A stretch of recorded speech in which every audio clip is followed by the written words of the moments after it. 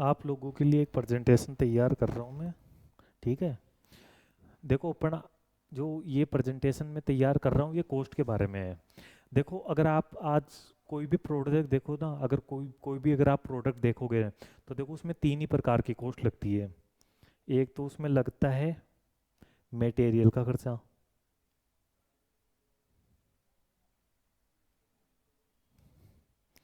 एक तो उसमें लगता है मटेरियल का खर्चा। ठीक है। में ठीक है, या तो उसमें लगेगा मटेरियल का खर्चा, या उसमें लगेगा लेबर का खर्चा, या उसमें लगेंगे एक्सपेंजेज के खर्चे। ठीक है। अब देखो अगर मैं मटेरियल की बात करूँ ना, तो देखो मटेरियल दो प्रकार का होता है। एक तो होता है डायरेक्ट मटेरियल, एक होता है इनडायरेक्ट मटेरियल। ऐसे ही लेबर भी दो प्रकार की होती है, एक होती है डायरेक्ट लेबर, एक होती है इनडायरेक्ट लेबर। ऐसे ही एक्सपेंजेज भी दो प्रकार के होते हैं, एक होते हैं डायरेक्ट एक्सपेंजेज, एक होते हैं इनडायरेक्ट एक्सपेंजेस। ठीक है। अब भाई इसके बाद में अगर मैं आगे बात करूं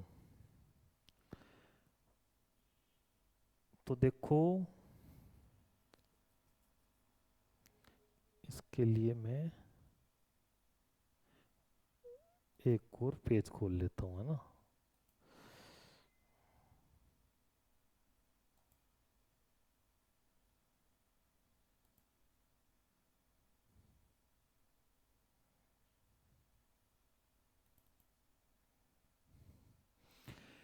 देखो direct material,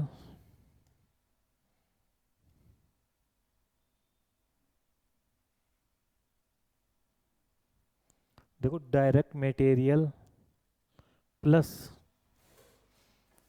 direct material plus direct labour plus direct expenses, इन तीनों को मिलाकर अपन बोलते हैं प्राइम कॉस्ट। ठीक है भाई। इसके अलावा अगर मैं आगे बात करूं तो देखो indirect material plus indirect labour plus indirect expenses, इन तीनों को मिलाकर अपन बोलते हैं ओवरहेड।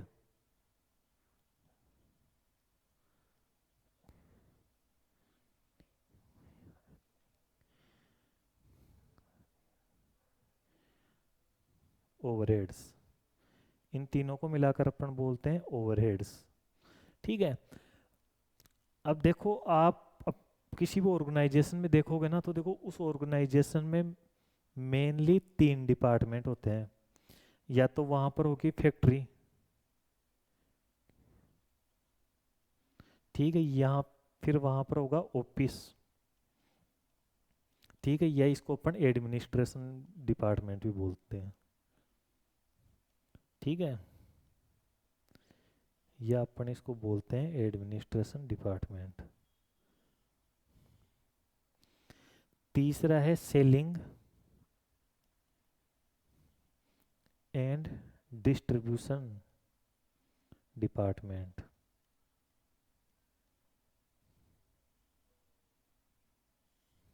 ठीक है भाई। तो देखो यदि ये ओवरहेड फैक्ट्री में लगता है तो अपन इसको बोलते हैं फैक्ट्री ओवरहेड। अपन इसको बोलते हैं फैक्ट्री ओवरहेड। यदि ये ओवरहेड एडमिनिस्ट्रेशन डिपार्टमेंट में लगता है तो अपन उसको बोलते हैं एडमिनिस्ट्रेशन ओवरहेड। यदि ये सेलिंग डिपार्टमेंट में लगता है तो अपन इसको बोलते हैं सेलिंग एंड डिस्ट्रीब्यूशन ओवरहेड। ठीक है, ये देखो मैंने आपके लिए प्रेजेंटेशन तैयार कर ली। अब इसको मैं आपको डिटेल से समझाता हूँ।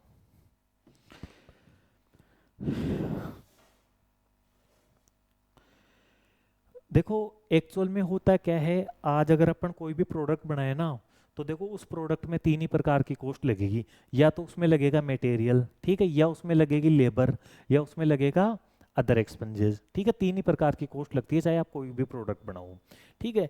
भाई जैसे मान के चलो आज ये मोबाइल बना है, ठीक है, ये मोबाइल है, तो इस मोबाइल में देखो तीन ही प्रकार की कॉस्ट लगी होगी। एक तो मटेरियल, देखो मटेरियल क्या लगा होगा, इसमें ग्लास भी लगा होगा, ठीक है, इसमें कवर भी लगाए, इसमें कैमरा भी लगाए, ठीक है, इसमें और भी कई प्रकार के हार्डवेयर लगे हैं, ठीक है, ये तो सब है मटेरियल, ठीक है। दूसरा क्या है, इसमें लेबर की कॉस्ट लगी होगी, ठीक है। लेबर की कॉस्ट का मतलब इस मोबाइल को कुछ लोगों ने बनाया होगा, ठीक है, वहाँ पर सुपरवाइजर भी होंगे, ठीक है, वहाँ पर बोर्ड ऑफ डायरेक्टर भी होंगे, ठीक है, वहाँ पर सीईओ भी होंगे, ठीक है, मतलब बहुत सारे सेल्समैन भी होंगे, ठीक है, प्रोडक्शन में भी बहुत सारे वर्कर काम कर रहे होंगे, ठीक है, तो उन सब का खर्चा तो लेबर का खर्चा है, ठीक है। इसके अलावा ये तो हो गई मटेरियल लेबर की बात। इसके अलावा देखो और वहाँ पर क्या खर्चे लगे होंगे, वहाँ पर बिजली भी लगी होगी, ठीक है, इलेक्ट्रिसिटी लगी, मतलब इलेक्ट्रिसिटी लगी होगी वहाँ पर, मतलब पावर लगी होगी, ठीक है। और इसके अलावा अगर मैं और बात करूँ तो देखो वहाँ पर रिपेयर एंड मेंटेनेंस का खर्चा भी लगा होगा, ठीक है। इसके अलावा डिप्रिसिएशन का खर्चा भी लगा होगा, ठीक है, वहाँ पर रेंट का खर्चा भी लगा होगा, ठीक है, तो ये सब एक्सपेंसेस लगे होंगे। तो देखो अगर आप कोई भी प्रोडक्ट ध्यान से देखोगे ना, तो उस प्रोडक्ट में आपको तीन ही प्रकार की कॉस्ट दिखेगी, या तो उसमें आपको मटेरियल का खर्चा दिखेगा, या उसमें लेबर का खर्चा दिखेगा, या उसमें अदर एक्सपेंसेस दिखे होंगे होंगे आपको वो मतलब लगेंगे। तो देखो या तो मटेरियल लगेगा, या लेबर लगेगा, या अदर एक्सपेंसेस लगे होंगे। तो देखो मटेरियल की बात करें तो देखो यहाँ पर आप प्रेजेंटेशन में देख सकते हो, एक तो मटेरियल का खर्चा हो गया, ठीक है, एक लेबर का खर्चा हो गया, एक एक्सपेंसेस का खर्चा हो गया। अब मैं मटेरियल की बात करूं तो देखो मटेरियल दो प्रकार का होता है, या एक तो होता है डायरेक्ट मटेरियल, एक होता है इनडायरेक्ट मटेरियल, ठीक है। देखो डायरेक्ट मटेरियल कौन सा होता है और इनडायरेक्ट मटेरियल कौन सा होता है, इसके बारे में मैं अभी डिस्कशन करूंगा। इसी प्रकार से लेबर भी दो प्रकार की होती है, एक तो होती है डायरेक्ट लेबर, एक होती है इनडायरेक्ट लेबर। इसी प्रकार से जो एक्सपेंसेस का खर्चा है वो भी दो प्रकार का होता है, एक तो होता है डायरेक्ट एक्सपेंसेस, एक होता है इनडायरेक्ट एक्सपेंसेस। अब मैं आपके साथ बात करता हूँ सबसे पहले मटेरियल की। तो देखो मटेरियल दो प्रकार के होते हैं, या तो डायरेक्ट मटेरियल होगा या इनडायरेक्ट मटेरियल होगा। अब बात ये आती है डायरेक्ट मटेरियल कौन सा होता है, इनडायरेक्ट मटेरियल कौन सा होता है। देखो डायरेक्ट मटेरियल वह मटेरियल है जो प्रोडक्ट में लगता है, प्रोडक्ट के अंदर लगता है, ठीक है, वो सारा मटेरियल डायरेक्ट मटेरियल कहलाता है। जबकि इनडायरेक्ट मटेरियल वह मटेरियल होता है जो प्रोडक्ट के अंदर नहीं लगता, ठीक है, लेकिन अपने ऑर्गेनाइजेशन में काम में आता है, ठीक है, वो इनडायरेक्ट मटेरियल होता है। अब मैं आपका इनके एग्जांपल बताता हूँ। तो देखो जैसे मान के चलो ये शर्ट बनी, ठीक है, तो इस शर्ट में ये कपड़ा लगा, ठीक है, ये डायरेक्ट मटेरियल है क्योंकि ये प्रोडक्ट के अंदर लगा है। देखो यहाँ पर पीटर इंग्लैंड उन्होंने अपना लोगो लगा रखा है, ठीक है, तो ये लोगो भी शर्ट के अंदर लगा है, ये डायरेक्ट मटेरियल। यहाँ पर देखो ये बटन लगे हैं, ठीक है, ये बटन भी शर्ट के अंदर लगे हैं, तो ये भी डायरेक्ट मटेरियल कहलाएगा। इसके अलावा देखो ये धागे, ठीक है, ये धागे भी शर्ट के अंदर लगे हैं, तो ये भी डायरेक्ट मटेरियल कहलाएगा। मतलब वह मटेरियल जो प्रोडक्ट के अंदर लगता है वह डायरेक्ट मटेरियल कहलाता है, ठीक है भाई, ये तो डायरेक्ट मटेरियल की बात हो गई। अब अपन बात करते हैं इनडायरेक्ट मटेरियल की। तो देखो इनडायरेक्ट मटेरियल वह मटेरियल होता है जो प्रोडक्ट में नहीं लगता लेकिन कहीं ना कहीं अपने ऑर्गेनाइजेशन में काम में आता है। जैसे मैं आपको एग्जांपल बताऊं, देखो जिस मशीन पर इस साइड की सिलाई हो रही होगी उस मशीन में आपने ऑयल डाला होगा, ठीक है, तो देखो ऑयल का खर्चा मटेरियल है लेकिन वो प्रोडक्ट में नहीं लगा है, तो वो इनडायरेक्ट मटेरियल कहलाएगा। इसके अलावा देखो जो साफ सफाई, मतलब अपने ऑर्गेनाइजेशन में साफ सफाई करने वाली आती है, ठीक है, तो वह एक केमिकल से साफ सफाई करती है, तो जो केमिकल है ना वो भी मटेरियल है। इसके अलावा जो पोछा वो काम में लेती है, ठीक है, वो भी मटेरियल है, लेकिन वो प्रोडक्ट के अंदर नहीं लग रहे, ठीक है, वो अपने ऑर्गेनाइजेशन में काम में आ रहे हैं, तो वो सब इनडायरेक्ट मटेरियल कहलाएंगे, ठीक है। ये तो हो गई इनडायरेक्ट मटेरियल की बात। तो देखो आपको मैंने बता दिया डायरेक्ट मटेरियल क्या होता है, इनडायरेक्ट मटेरियल क्या होता है, और मैंने आपको एग्जांपल भी दे दिए। देखो और अगर मैं आपको एग्जांपल्स की बात करूं, ठीक है, चलो इतनी बढ़िया है, बाकी आगे चलता हूं मैं। अब देखो इसी तरीके से एक होता है, देखो चलो मैं इसके बारे में और बताता हूँ। देखो डायरेक्ट मटेरियल और इनडायरेक्ट मटेरियल की एक खास बात और बताता हूँ आपको। देखो डायरेक्ट मटेरियल क्या होता है, पर यूनिट स्पेसिफाई करना आसान होता है। ठीक है भाई, जैसे मान के चलो एक साइड में 5 बटन लगे हैं, तो 2 में 10 लगेंगे, 3 में 15 लगेंगे, 4 में 20 लगेंगे। ठीक है, तो डायरेक्ट मटेरियल स्पेसिफाई करना, पर यूनिट स्पेसिफाई करना आसान होता है। जबकि देखो जो इनडायरेक्ट मटेरियल का जो खर्चा होता है ना, वो पर यूनिट स्पेसिफाई करना आसान नहीं होता है। ठीक है, अपन उसको मतलब डिवाइड करके देते हैं यूनिट में। जैसे मैं आपको एग्जांपल बताता हूँ, जैसे मान के चलो आपने मशीन में 1000 रुपये का ऑयल लगाया। ठीक है, अब आपको आपको ये तो पता ही नहीं यार ये 1000 रुपये का ऑयल है, तो एक साइड में कितने रुपए का ऑयल लगाओ। ठीक है, पर यूनिट स्पेसिफाई नहीं कर सकते, लेकिन आप उस खर्चे को बांट के दे सकते हो। भाई जैसे आपने अपनी मशीन में 1000 रुपये का ऑयल लगाया, ठीक है, और एक बार ऑयल डलवाने के बाद में आप 200 साइड सिल सकते हो। ठीक है, तो जैसे एक साइड पर ऑयल का खर्चा कितने रुपए का आया, 5 रुपए का। ठीक है, तो देखो इनडायरेक्ट, जो इनडायरेक्ट मटेरियल होता है वो पर यूनिट स्पेसिफाई करना आसान नहीं होता है, अपन उसको डिवाइड करके ही पर यूनिट में देते हैं। ठीक है, ये हो गई भाई साहब इनडायरेक्ट मटेरियल की बात। अब अपन बात करते हैं लेबर की। तो देखो लेबर भी दो प्रकार का होता है, एक होता है डायरेक्ट लेबर, एक होता है इनडायरेक्ट लेबर।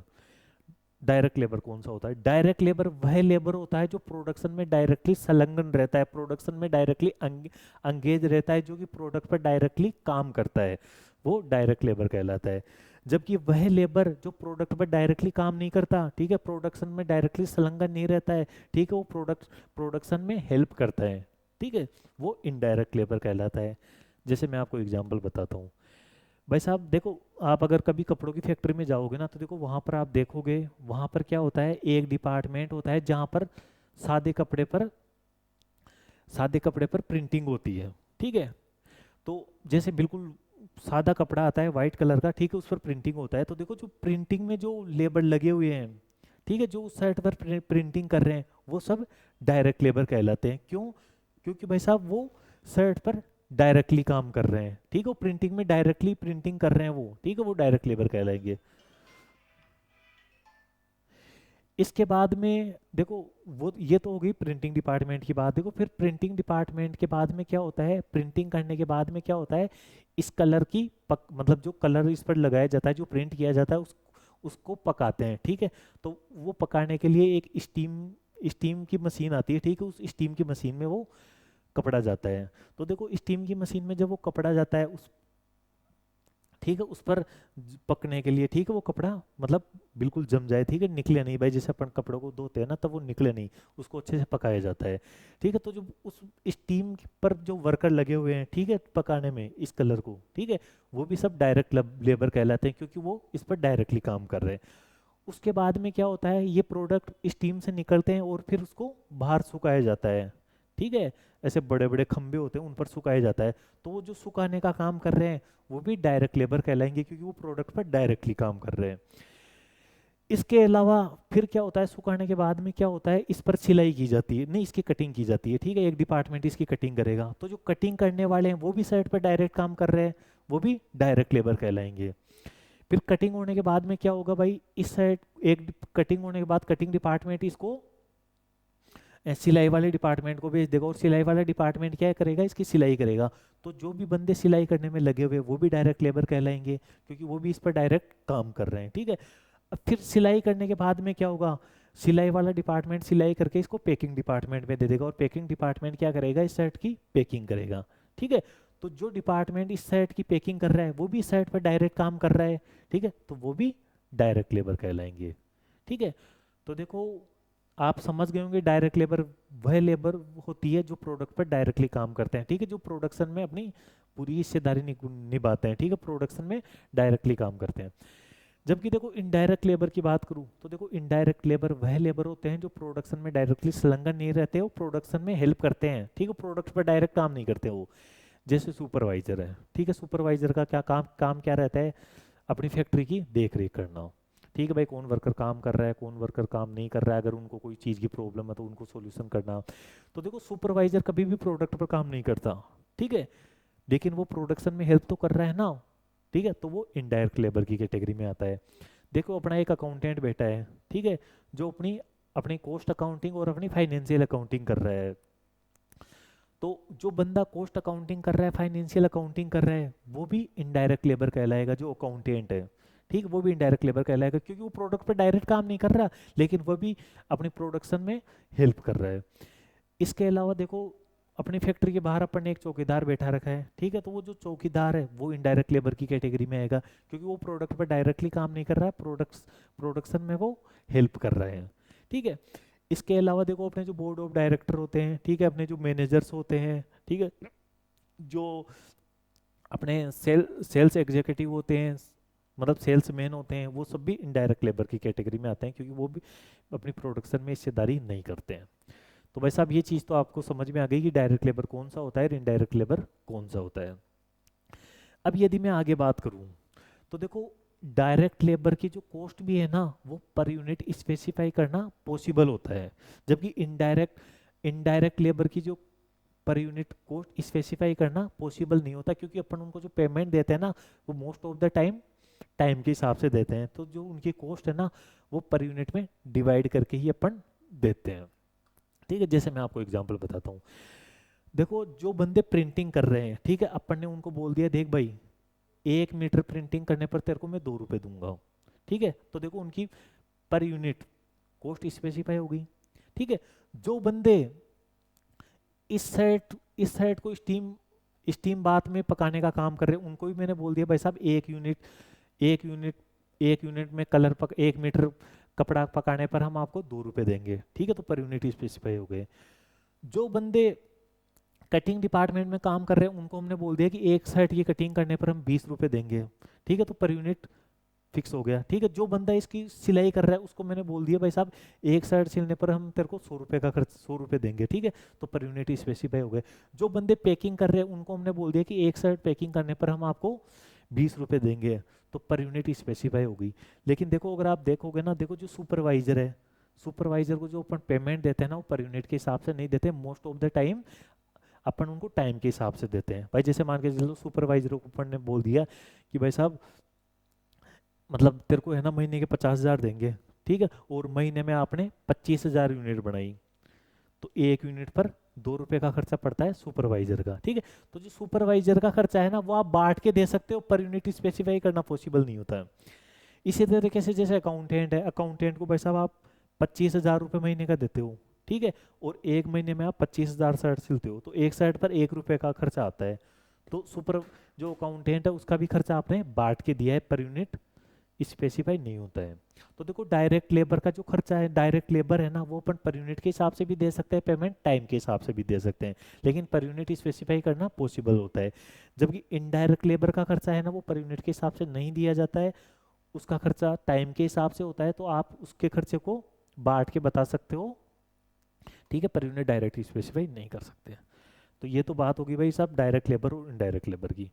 अब मैं तीसरे खर्चे की बात करूँ, तो देखो, तीसरा खर्चा है एक्सपेंजेस का। अब एक्सपेंजेस भी दो प्रकार के होते हैं, एक होते हैं डायरेक्ट एक्सपेंजेस, एक होते हैं इनडायरेक्ट एक्सपेंजेस, ठीक है। देखो, डायरेक्ट एक्सपेंजेस वो एक्सपेंजेस होते हैं जो प्रोडक्ट पर डायरेक्टली लग रहे हैं, जबकि वह एक्सपेंजेस जो प्रोडक्ट पर डायरेक्टली नहीं लगते, वो इनडायरेक्ट एक्सपेंजेस कहलाते हैं। जैसे मैं आपको एग्जांपल बताता हूँ। तो देखो, रॉयल्टी, ठीक है, देखो, जो रॉयल्टी का खर्चा होता है ना, वो पर यूनिट होता है, ठीक है, ठीक है, और डायरेक्टली यूनिट के हिसाब से होता है। भाई जैसे मान के चलो, मैं अपनी शर्ट बना रहा हूँ, ठीक है, और मैंने क्या किया, पीटर इंग्लैंड कंपनी से कॉन्ट्रैक्ट कर लिया, मैंने उनसे कॉन्ट्रैक्ट कर लिया, यार एक काम करो, आप मेरे को आपके कंपनी का लोगो लगाने के लिए यहाँ पर और पीछे मेरे को लोगो लगाने के लिए आपकी कंपनी का लोगो दे दो।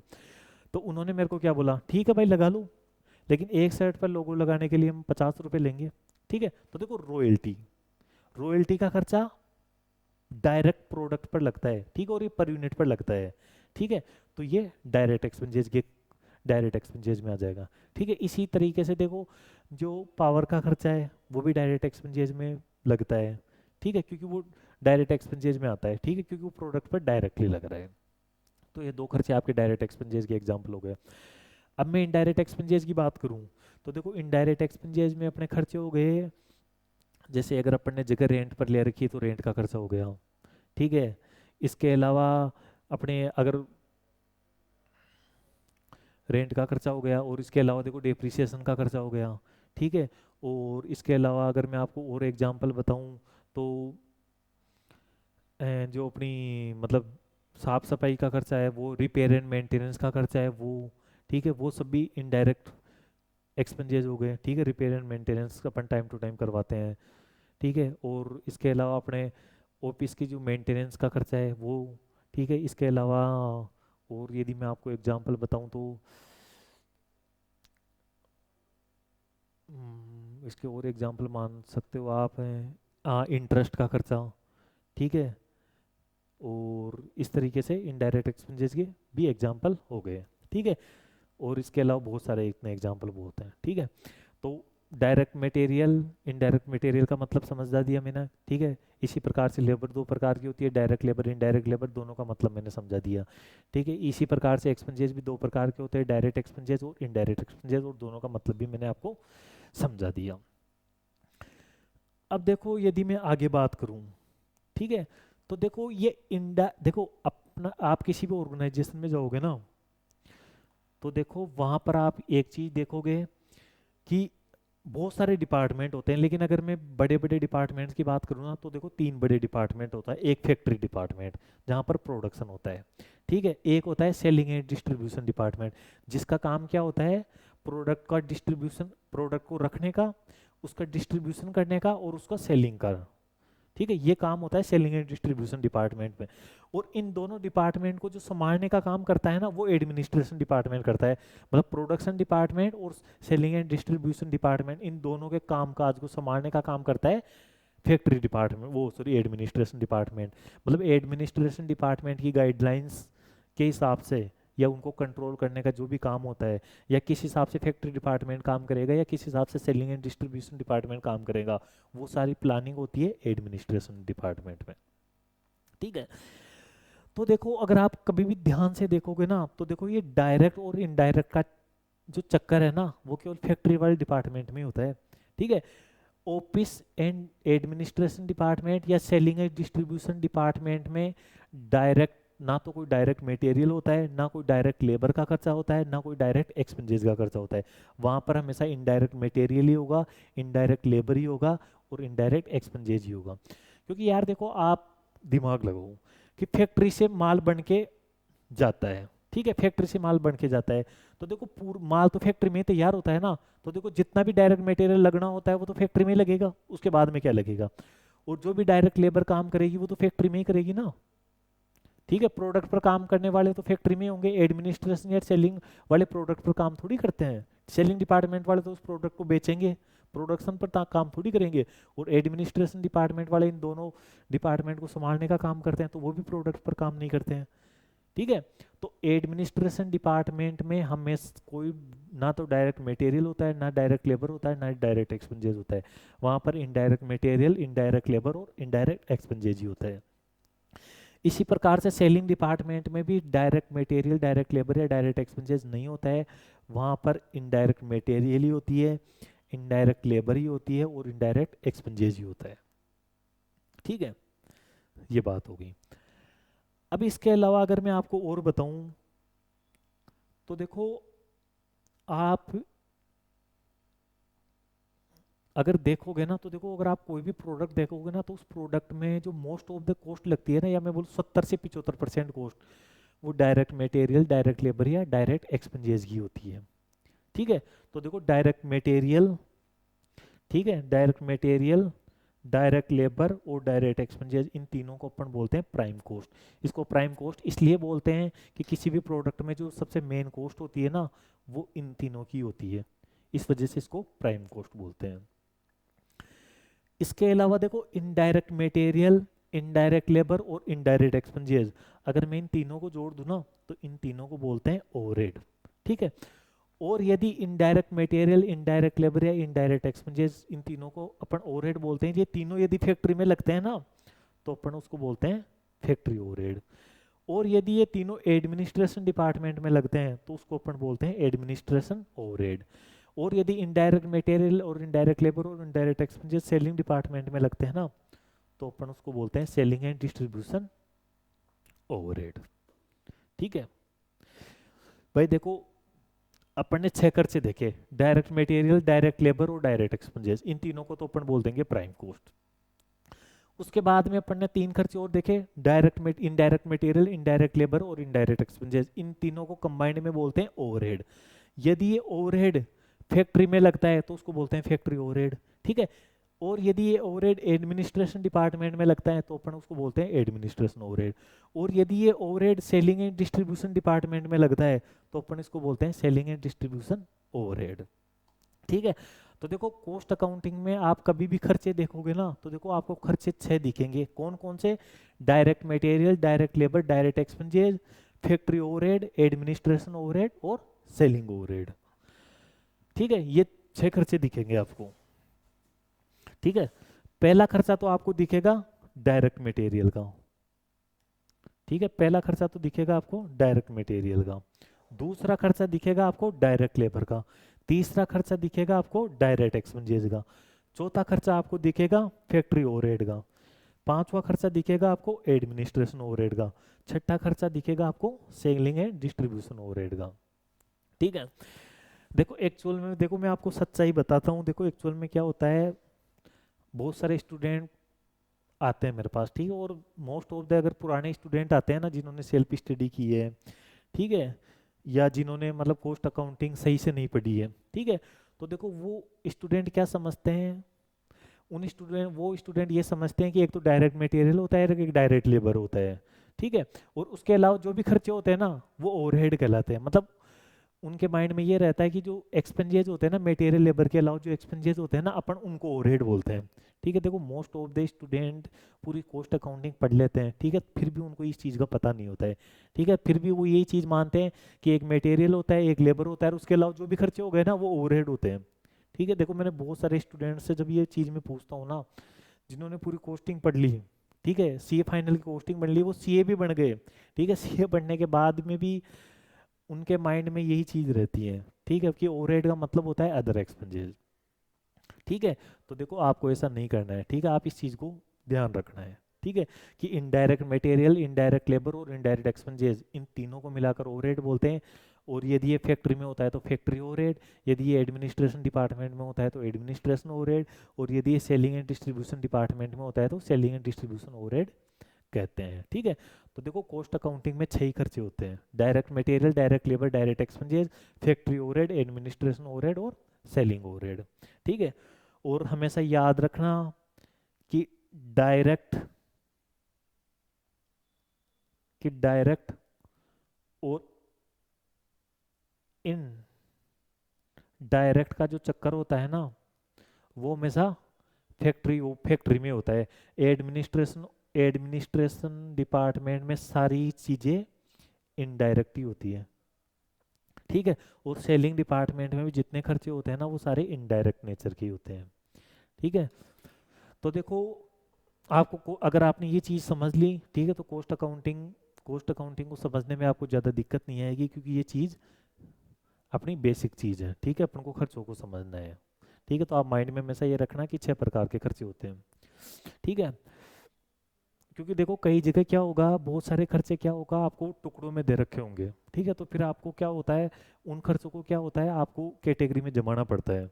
भाई इसको मैं डायरेक्ट मटेरियल में लूँ, डायरेक्ट लेबर में लूँ, डायरेक्ट एक्सपेंसेस में लूँ, या फैक्ट्री ओवरहेड में लूँ, या एडमिनिस्ट्रेशन ओवरहेड में लूँ, या सेलिंग एंड डिस्ट्रीब्यूशन ओवरहेड में लूँ। तो देखो अगर आपने ये कंसेप्ट समझ लिया, ठीक है, तो आप उन खर्चों को उस हिसाब से आप डिवाइड कर दोगे, कोई दिक्कत नहीं आएगी, ठीक है। तो बेसिक कंसेप्ट में आज के लिए इतना ही, ठीक है। कल मैं आपके लिए बेसिक कंसेप्ट का नया टॉपिक लेकर आऊँगा।